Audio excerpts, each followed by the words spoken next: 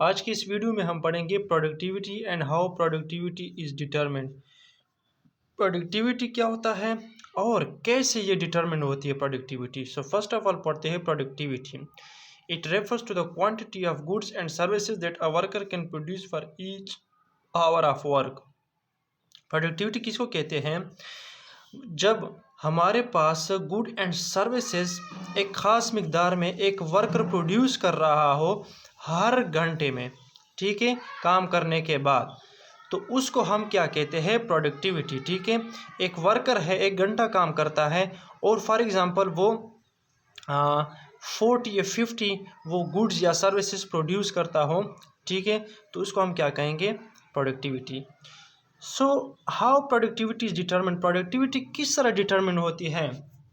ठीक है, वो क्या क्या चीज़ें हैं जो हम कह सकते हैं कि ये चीज़ें होंगे तो प्रोडक्टिविटी डिटरमिन्ड होगी। ठीक है, अच्छा, तो फर्स्ट ऑफ ऑल है फिजिकल कैपिटल। ठीक है, that stock of equipment and structure that are use to produce good and services. अच्छा, फर्स्ट ऑफ ऑल हमारे पास क्या है? फिजिकल कैपिटल है। अगर हमारे पास इक्विपमेंट्स होंगे तो तब ही हमारे पास गुड एंड सर्विसेज प्रोड्यूस होंगे। अगर इक्विपमेंट्स हमारे पास नहीं है तो गुड एंड सर्विसेज हम प्रोड्यूस नहीं कर सकते। ठीक है, तो फिजिकल कैपिटल हमारे पास फर्स्ट डिटर्मिनेशन है प्रोडक्टिविटी। तो सेकंड डिटर्मिनेंट क्या है प्रोडक्टिविटी का? Human capital, the knowledge and skill that worker acquire through education, training and experience. Human capital का क्या मतलब है कि वो नॉलेज या स्किल्स हो, एक वर्कर जो सीखता है थ्रू वो एजुकेशन, ट्रेनिंग, वो मुख्तलिफ ट्रेनिंग करता है, एक्सपीरियंस करता है, एजुकेट करता, तो तभी वो उस प्रोडक्ट को प्रोड्यूस करने का जो नॉलेज होता है वो उसके पास आता है और स्किल आता है। ठीक है, तो अगर वर्कर के पास ये हो तो हमारे पास वो प्रोड्यूस करता है। ठीक है, अच्छा, थर्ड हमारे पास क्या है? Natural resources, the inputs to the production of goods and services that are provided by nature. अच्छा, अगर हमारे पास नेचुरल रिसोर्सेज हैं तो हम प्रोडक्शन कर सकते हैं गुड्स एंड सर्विसेज की।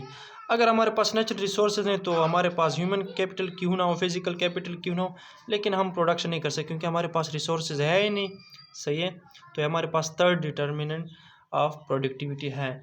तो फोर्थ वन हमारे पास क्या है?